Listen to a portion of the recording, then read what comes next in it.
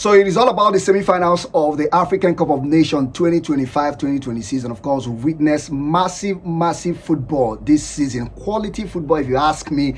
In fact, I think this is one of the most exciting and most quality football we've seen from African tournament in recent time, and maybe I can just accredit that to the infrastructure that we have on hand right there in Morocco. But regardless, we have a top quality teams in the semi-finals of this year's African Cup of Nations: the Pharaohs of Egypt, the Senegal Lions of Senegal, the Super Eagles of Nigeria, and of course the host nation Atlas Lions of Morocco. And all of these four sides, we definitely fancy their chances of making it to the finals of this competition. And not just that, any of them that go on to win this tournament will definitely be a deserved champion. Because come to think of it, Egypt, the most successful side, when it comes to men football. And of course, Senegal, they won it in 2021. So they know what it means to win the African Cup of Nations. Morocco, they won it before, though the last time that they got into the semi-finals of the African Cup of Nations was way back in 2004, but they've won it before. And for Nigeria, three-time champions of the African Cup of Nations, of course, made it to the semi-finals 17 times, which is a record. So any of them will be a worthy winner of this year's African Cup of Nations. But let's do a preview of these particular games and of course do our prediction and see how it's going to pan out at the end of the day. First of all, we'll start with the game between Senegal and Egypt. It's promising to be a cagey affair. It's promising to be an interesting encounter, if you ask me, because both sides, they know themselves very well and they also have scores to settle. Because if you remember vividly, the reason why Egypt lost the African Cup of Nations final in 2021 was because they faced Senegal. That game ended in a penalty shootout and Senegal won that encounter. Also, that same year, Egypt did not make it to the FIFA World Cup in Qatar because of the same Senegal. So they will come with revenge in mind, because this team that stopped us from winning the African Cup of Nations and also stopped us from going to the FIFA World Cup, we need to revenge. So that is why it's going to be a cracker. And don't forget, we also have 4 former African best players left in this competition, and 2 of them are from Nigeria. We have Sadio Mane of Senegal, Mohamed Salah of Egypt. They are going to be facing off, and of course the rivalry will still continue. They were former teammates at Liverpool anyway. So the other African best, Lookman and Osimhen, we'll talk about that when we preview the game between Nigeria and Morocco. So for Senegal and Egypt, it's going to be a very fantastic game, if you ask me. End-to-end contest.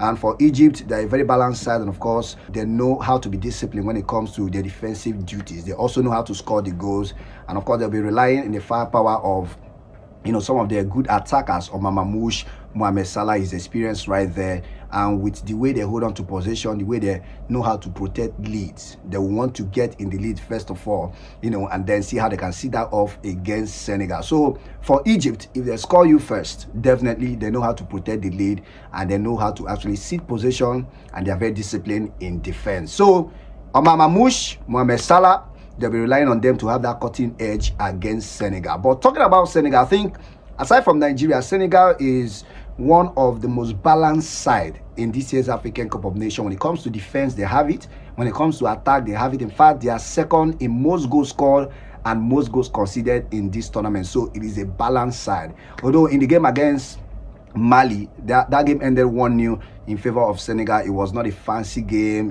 but at the end of the day, it was the win that mattered. But I think for Senegal, they want to approach this game against Egypt in a different light, because what we saw between Egypt and Ivory Coast showed that Egypt can also elevate the game. They know how to score the goals, and of course they know how to kick into gear when they need to kick into gear. So for Senegal, they want to match that energy of Egypt. So it's going to be a very fantastic contest. But I think for Senegal, the manager might just be making some kind of decision. He will be worrying himself in terms of confusion of if he's going to start Nicolas Jackson in this game or not. Nicolas Jackson was, in the bench in the last game, and they won by just a goal to nothing. So I don't know if he's going to be starting Jackson in this particular game. But regardless, I think Senegal, they have enough in their arsenal to go up toe-to-toe against anybody that they will face in this particular tournament, starting with Egypt in the semi-final. For the prediction, I don't know if the game goes to penalty shootout. I fancy Senegal to win this game, but as I said, it's going to be a very cagey affair, and we're expecting good football from Senegal and Egypt. But my left kidney is telling me that Senegal might just edge this one against the Pharaohs of Egypt. Now let's move to the other side, where the host nation, the Atlas Lions of Morocco, will be facing off against one of the best, if not the best team of this tournament, talking about the Super Eagles of Nigeria. It's not going to be an easy stuff because, bro, the way Nigeria is playing in this tournament, you know that they are not joking around.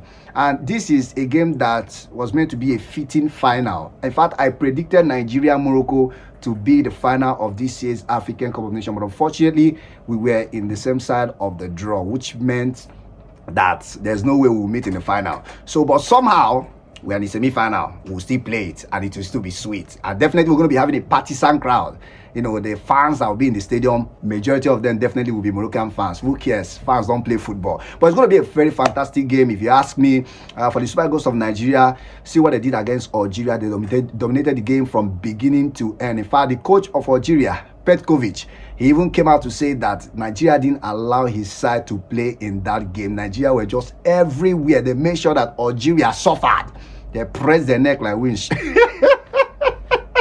Oh my God. And, you know, Algeria actually came with a game plan. They wanted to defend, you know, catch Nigeria on the counter. They made sure that they cut out, you know, the tiny spaces in the midfield, stifled everywhere, so that Alex Iwobi will not have the chance to be doing all those his fantastic passes. But guess what? Nigeria had other opportunities. They had other you know, options, making use of the wings. And of course, you know, we have fantastic players, the wing backs, Bright Osai, Bruno Onyemachi. After all, one of our assists came from Bruno Onyemachi, the assist to Victor Osimhen. So if you block us in the middle, we go side. If you block us by the side, we go middle.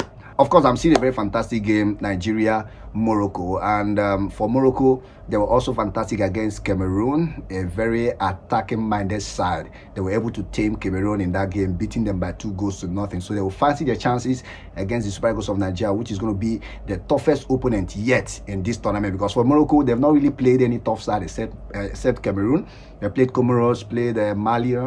Who are those ones? And then played Tanzania. This is where they are going to face the real challenge and the real test of the competition. And, you know, facing the firepower of Nigeria attack. Ademola Lookman, Ako Adam, Victor Osimhen, they have goals and assists in them. Not just them, even in the team. Goals are scattered across the team. So any team that is facing Nigeria, definitely you are going to have a handful of what the attack will give to you. And Osimhen is on a mission. Ademola Lookman is on a mission. Ako Adam, who is also giving our attacking, you know, area a dynamic right now. I think all of them, they are ready to do something in this game. So regardless, I think it's going to be a very fantastic game. For Morocco, they've also had an exciting tournament, you know, and the revelation of Brahim Diaz, who is making his debut for Morocco. He has scored 5 goals in 5 matches so far in this competition, which is a record. In fact, no Moroccan player has scored 5 goals in a particular Afcon tournament. So this is a record. So if he scores in the semi-finals, that's like a legendary status, if you ask me. So he'll be fancying his chances to score against the Super Eagles in that semi-final. It's going to be a tough one. But I fancy the Super Eagles to actually get past Morocco in this one because, you know, we play good football. We have the quality.